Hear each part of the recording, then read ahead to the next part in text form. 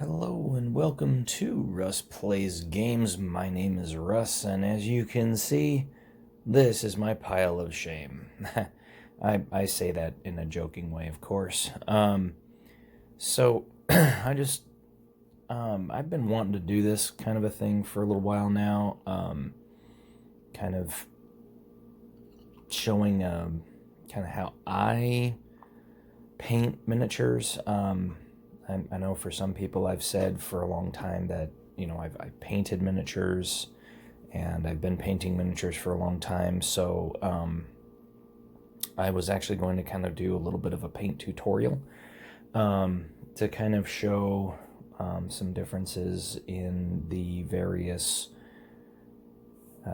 techniques that you could use and some things like that. So this is my paint area. As you can see, it's kind of messy. I just have like a whole bunch of stuff just all over the place, and just kind of how things are, and when you just kind of live alone and you paint every once in a while. I can only paint for so long, and then I kind of have to get up and move. So anyway, I just thought I would just kind of take you guys on a little bit of a tour. So over here, I have a whole bunch of like old Citadel paints. Like this is Calidor Sky. It's an old Citadel, older Citadel paint. I think now it's I'm trying to remember the name of the color. It might be Cantor Blue, but I could be wrong. I think Cantor Blue is actually a little bit deeper. Up here I have some Cabalite Green, and I have some Caliban Green, because I do play the Dark Angels. And yeah, I just have a few paints. Some of them are dead, some of them are not. I actually also have a few Reaper paints that I've gotten from them in different ways. This one was I ordered some ones last year, and this was like a Brains Pink, so I've used that on a few projects. And then this one was a Halloween Orange. So and then this one all the way back here, this is just a Vallejo. It's a natural steel color. And I also have a P3 Privateer Press Publications Radiant Platinum. So there's a whole bunch of different ones. I also have a couple of these lead belchers. I really like their lead belcher. Their silver is really good. I also have some shades. I've got Druki Violet, Nuln Oil, Drakenhof Nightshade, Seraphim Sepia, and I got some Agarax Earthshade. This one actually came in a paint. It was a Dark Angels paint set that came out back when the Dark Vengeance set came out, because right before that I had gotten a paint set for the Island of Blood paint set, or when the Island of Blood core set for Warhammer Fantasy Battles came out before the end times, because I was at the time building some different things. I also use a lot of non Games Workshop paints, because they're a hell of a lot cheaper, and they're actually, they're still as good, if not sometimes better than the Games Workshop paints in certain ways. But everybody's gonna have a little bit different idea of what they want out of a paint set, out of paints. So it's just gonna be, kind of what you want out of a thing. But if you're trying to get into it and you don't want to spend a whole lot of money on brushes and paints and all that kind of stuff, I would recommend going to like a Walmart or a Hobby Lobby and buying yourself some of these type of paints. Like, for instance, Apple Barrel. They have really good colors, and they're about 79 cents So to give you a thing, this size pot, okay, from Games Workshop is about $4. All right. And this is like 79 cents, 89 cents right now, $1, okay, for this size of paint. So you can get like 4 times the size amount of paint for 500% less. Why wouldn't you? Because these are going to last for a really long time. Now, one of the things that you do want to invest in, and I will say this right off, is a good large size black or gray, or even white sometimes. But like I have this apple barrel, this one's 8 ounces, and I think this one cost me like $2 or $3. Okay, and so it goes on pretty good. In fact, like this guy right here from the Dragon Strike video game, I covered in this apple barrel black. Okay, and before that I was using, I think it was Folk Art black, which are like these guys. Okay, so I mean, honestly, you really can't tell the difference between them in terms of the black. There's really no difference in quality in terms of what they are versus, you know, what brand they are. So I would recommend just kind of find what works for you and invest in it.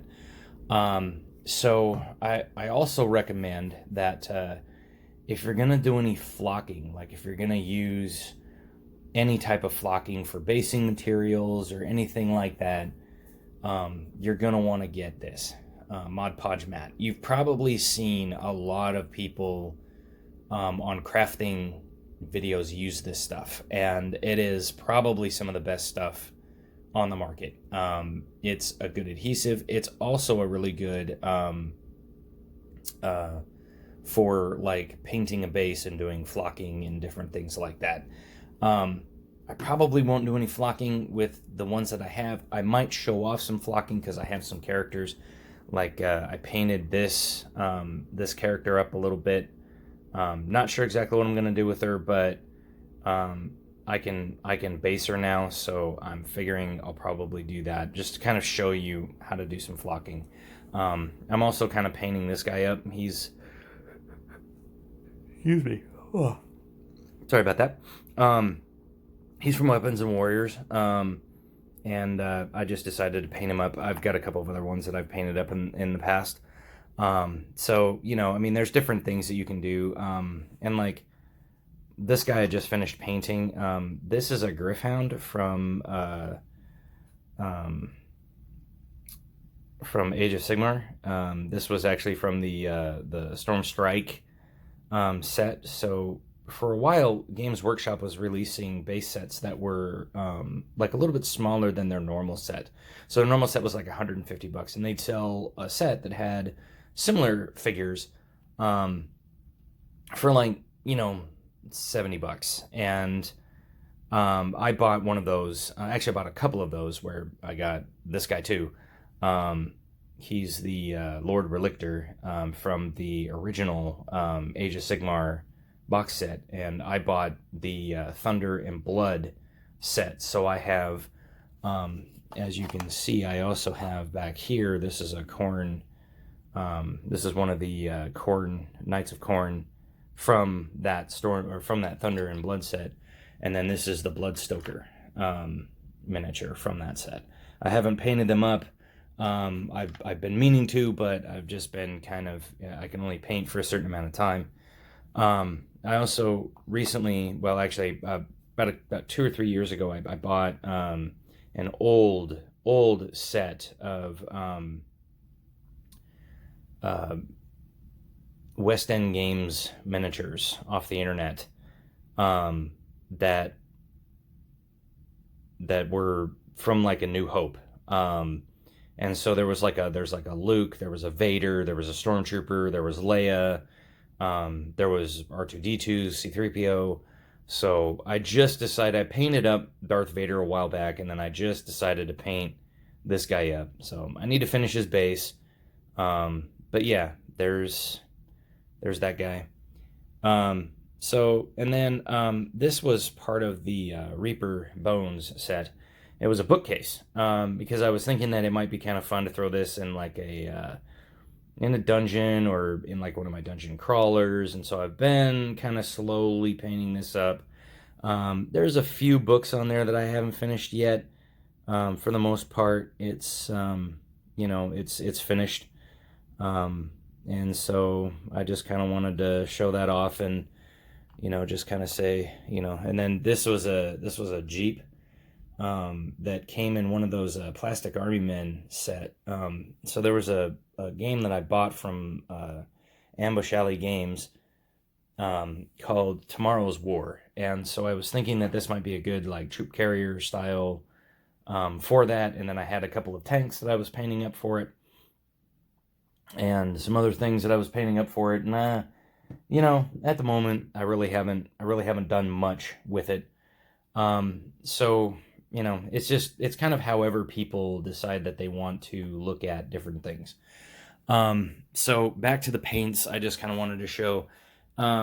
This is these are some of the different paints that I have. I would recommend getting yourself a good like chocolate brown, like a real deep brown color, because what I usually do with that deep brown color is I will do things like the haft of weapons in that color.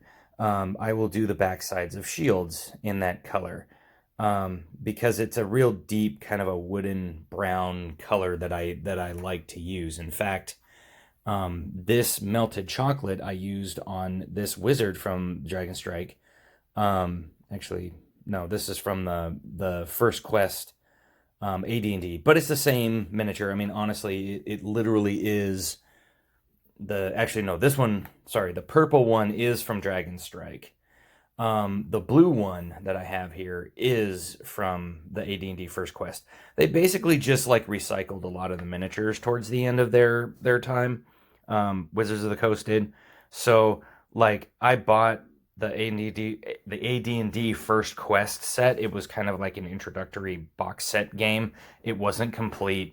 It only had like two or three of the character cards. It had the adventure module, which was basically broken into like the player's handbook, which told the players what they're going to expect from their characters.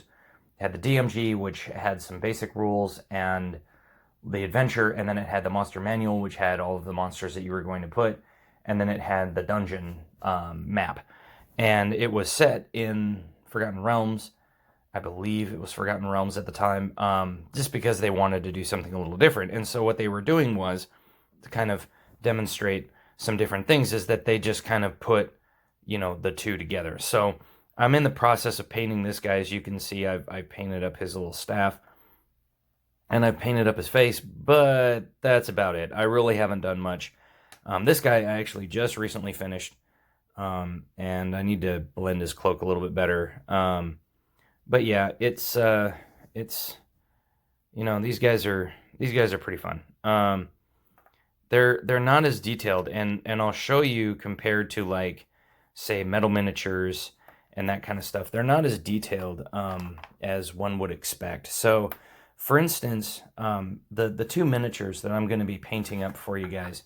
The first one is Sir Justin the Green. This is a 02446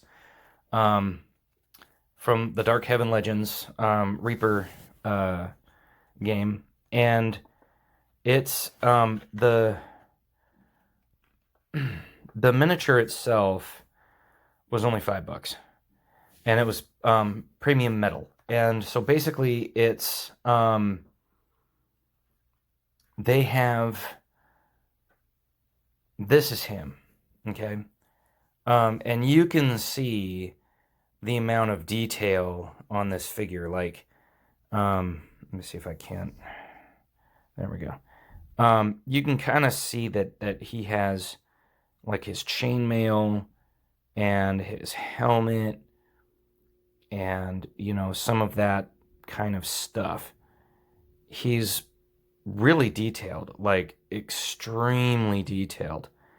And back when metal miniatures first came out, a lot of people didn't understand, like a lot of people didn't really do much. Like this was one of the first metal miniature producers, known as Ral Partha, and their miniatures are a fair bit smaller than the actual miniatures from the Reaper. But I bought like a whole bunch of these guys off of the internet, and like this guy's from like 1991, and I have a ton of these guys. Some of them I've painted, some of them I haven't, because I got some monsters and I got some different guys, and so I'm kind of in the process of painting this guy. I wasn't sure exactly how I wanted to paint him, because I wasn't sure. Usually I get like a story in my head of what I want the character to look like, but I just kind of wanted to show you like some of the detail, like in his pouches. Like he's got like all these pouches across the front of him. I know it's kind of hard to see because he's been painted black, but he's very much I'm trying to get this thing to focus. Come on. No, I want you to focus on him. There, come on. It's there we go. So you can kind of see all the different like pouches and things that he's got on him, and like how just detailed like his cloak is, and stuff like that. So when you're looking at very very different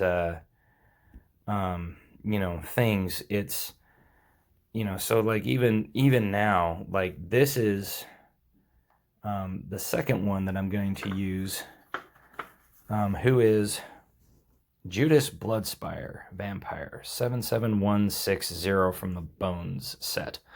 And this guy is part of the Warlord game that they came out with back in 2003, I think. And his cloak is right here, because I'm going to paint them separately because it's just going to be easier that way.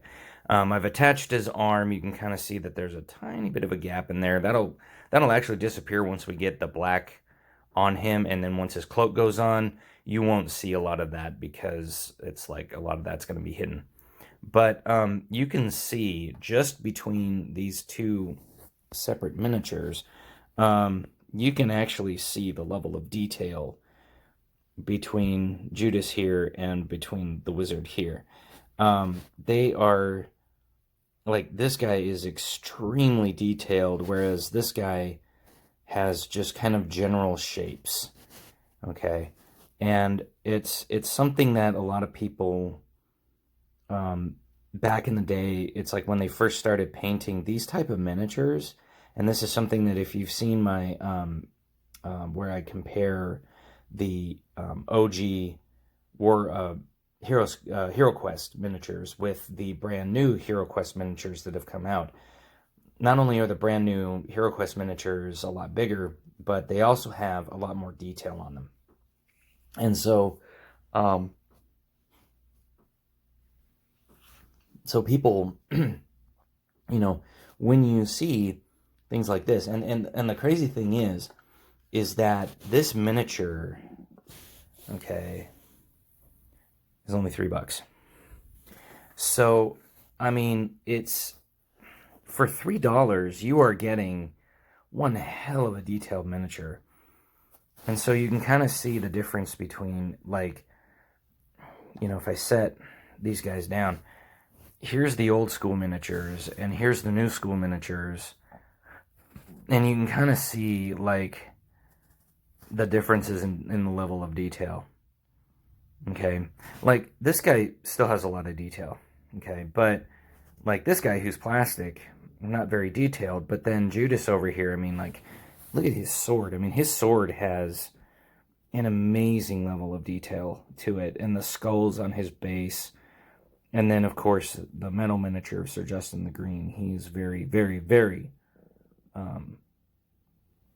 detailed. And so I just think that, it's like as I sit there and, go through some of the techniques that I use, and that, were kind of gifted to me as I did some different things. You're going to want to make sure that when you see this stuff, like, if you want a miniature for Dungeons and Dragons, and you can find miniatures now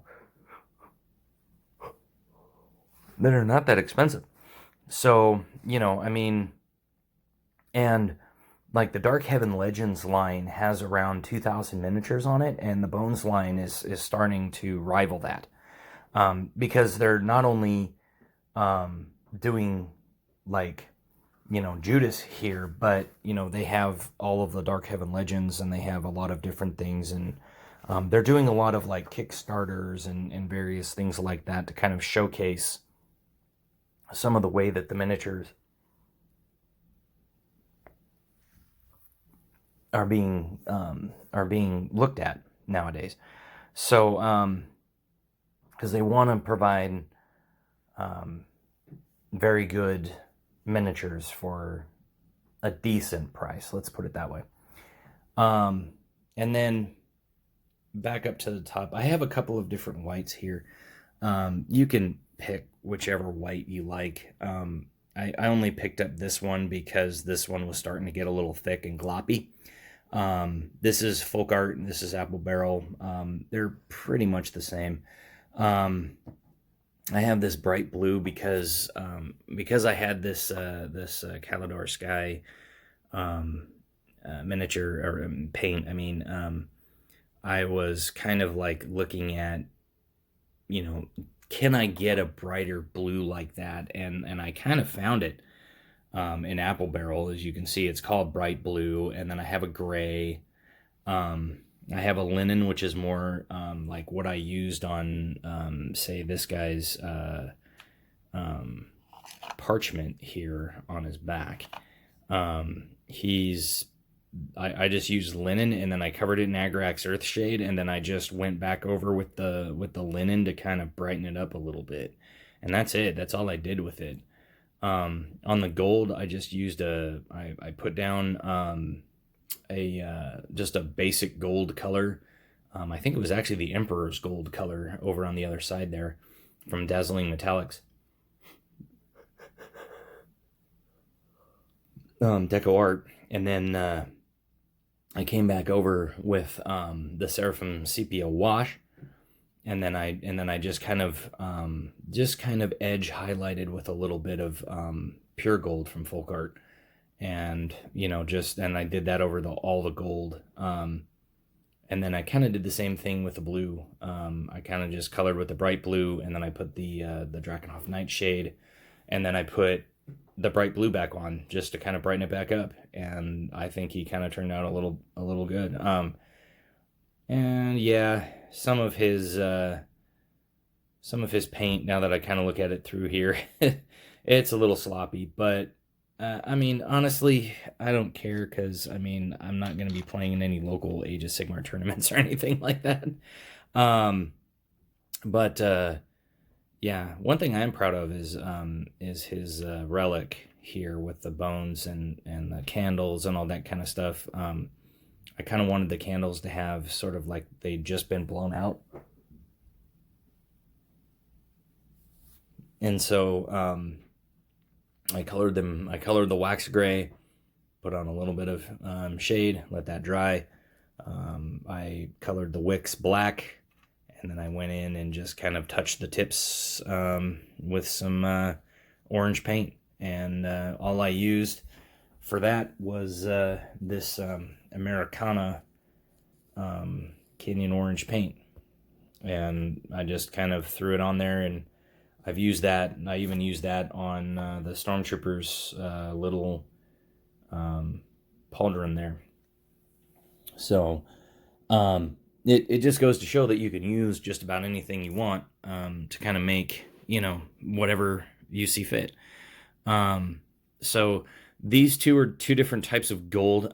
This is called pure gold. This is what I would use to do highlighting. And then this is called classic gold.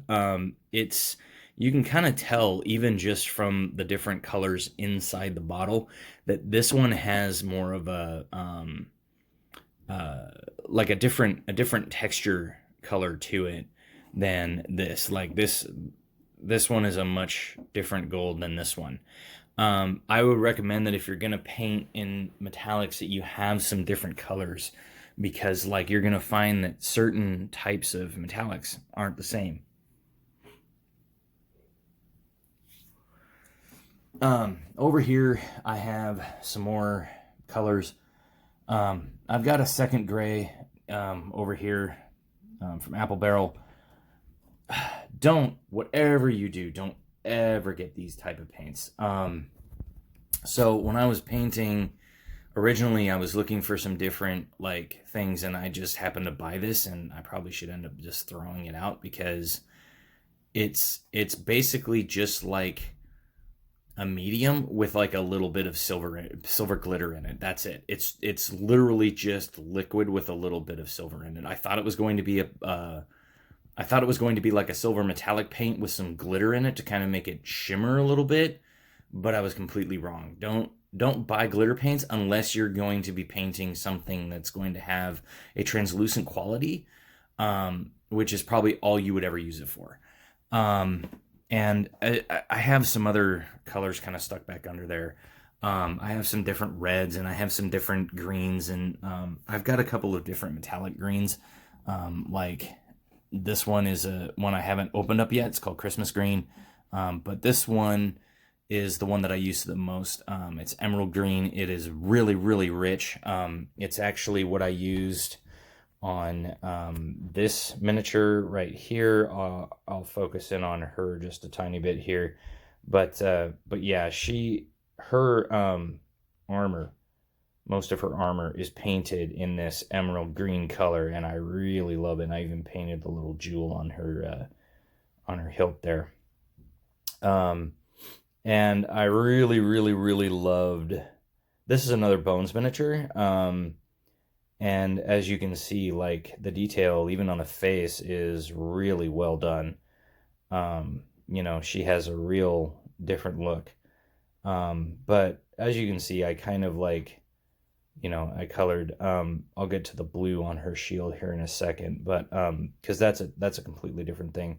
I also used a purple metallic, on her, on the jewel up here on her, shield. So, but yeah, it's all in how you want to make things work. But yeah, I basically bought this emerald green a while back, and I'm still got a lot of it in there. Like you can kind of see, I've still got a ton of paint in there. And then I also got this cadmium yellow. This is ultramarine blue. If you use it against the black paint, it is going to be very, very dark. You're barely even going to notice it. But if you paint up the area that you want as gray or white and then paint this over it, you can get a really good transition, and it is just a very deep, rich blue. It is really cool.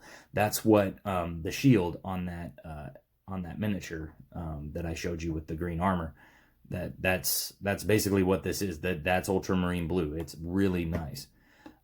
This I reserve for more of a highlight color. This is called ultra blue, but it's a very, very light, like a sky blue type color. You can kind of see it's very different even when I compare it to, like, say, the classic or the bright blue.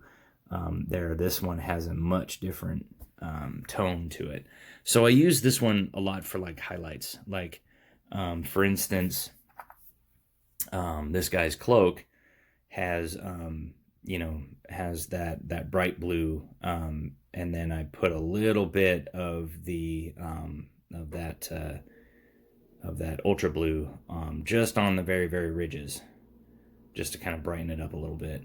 And I need to work on my blending. I really do. I'm not that good yet. But like I said, this is going to kind of be sort of me kind of showing you different things. I have this deep grape purple. Again, if you want this to show up, you're going to have to use it against a white or a gray background, which is one of the reasons why I have white and gray paints. Oh, I forgot to mention, I also have this Sun-Kissed Peach. I'm using it as a flesh tone. It's a very, very, very light. I thought it was going to be a lot darker peach, but it's actually a very light peach. So, because the one that I usually used, actually this is the same color. I think I threw out the one that I usually use, but like what I was going for was, this is Cadian Flesh Tone. This is actually what I got originally when I painted, but this stuff is now kind of thick and gloppy, and it doesn't work as well anymore.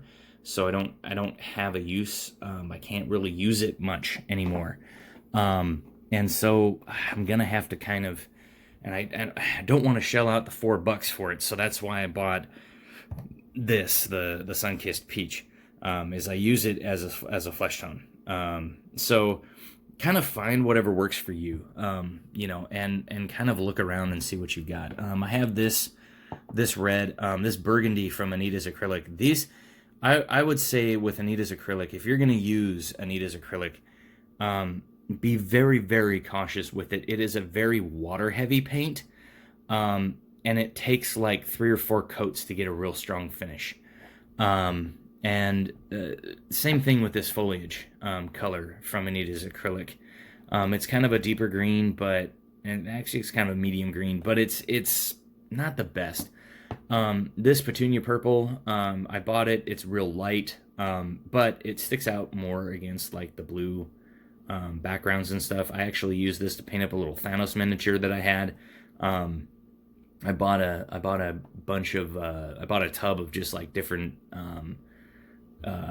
Avengers miniatures, and so I ended up just kind of coloring him, and that was a lot of fun. And then I have this lavender sachet, which is just a really light purple.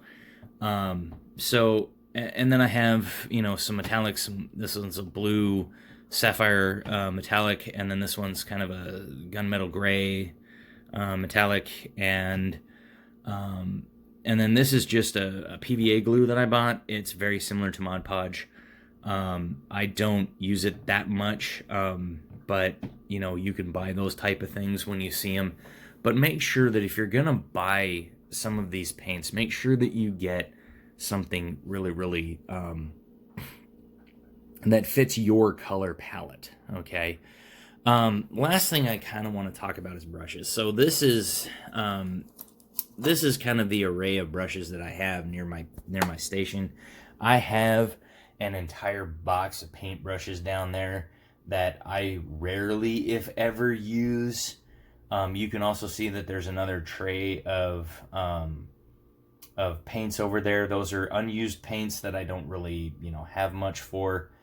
And so, yeah, there's a whole bunch of different paintbrushes and things down there. I'll kind of talk a little bit about some of those type of things. So, first off, for base coating miniatures, the two best brushes that I can recommend when base coating is either have something like this that has a very, very stiff bristle to it, okay? You can kind of tell. I'll grab one of my other brushes that I typically use. So like when I use something like this for like close-up work, you know, or like painting certain large areas and stuff like that, this is going to be like very soft compared to this. You can kind of hear this one. And so the reason why I'm kind of showing this is because you want something like this, because when you're dabbing the paint, you know, into the miniature, okay, this is gonna actually like get the paint into the recesses and the holes in the in like the crook of the arm here, that kind of stuff, okay?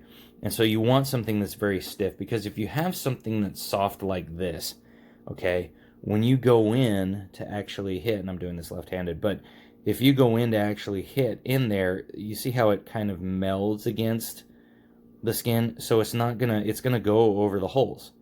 Okay, that's not what you want when you're base coating, because the metal is going to show through. But if you have a brush like this, you're going to be able to stab into the holes, and you can kind of see that it's very stiff. So when I push against the miniature, and I know I'm not pushing very hard, but when I push against the miniature, you see how it kind of goes into the holes. Okay, that's what you want. Okay, and another thing, I bought a series of these brushes because I wasn't sure. A buddy of mine was trying to get in to do some painting, and so I was kind of showing him. But this is another one. This is called Horizon Group USA, and I kind of like really like this brush. It has it's flat, so you can hold a lot more paint, and you can kind of see that the ferrule has some paint on it because I've used it a ton already. But when you get, like with this miniature, when you stab into these things, these are real stiff nylon brushes. So when you stab into this miniature, okay, you can see how it holds up, right? Okay, it's not bending, it's not breaking. I mean, it's a little bit that way, but even then, okay, they're stiff. So when I stab, okay, when I stab into like his chainmail and stuff, you can kind of see. Let me get it in a little bit closer here. You can kind of see that when I stab in, it really kind of pushes into those holes. Okay, so this is what I found is either this brush or this brush here. Either one of these are going to be good for like base coating. Okay, so when you're going to want to base coat, you're going to want to stab. You're going to want to get the paint into every little nook and cranny, because you don't want something to show through. Because if you don't quite get adequate coverage, then the underlayer of the paint shows through. Okay. Now, one of the things that you're going to want, in addition to those, is you are going to want some brushes that that look like this. Now, I know mine are just not the best because I've been painting with them, and they're kind of, grab this last one here, and so they've been used a few times. But like, you're gonna want something. Damn it! Come on, focus in. Focus on my finger. Thank you. You're gonna want something with a point on it. Okay. Now you can kind of see that this one has a little bit of a flaw in that. Come on. In that, you can kind of see that there's a little bit of a brush hair sticking out there. Okay, that you don't want. You can fix that easily if you just have a pair of like fingernail or toenail clippers, where scissors, where you can actually just kind of cut that off. But you want something with a nice tip. Out of the Horizon group, I thought this was going to be one of the best ones for this, but it turns out that it was really not. Let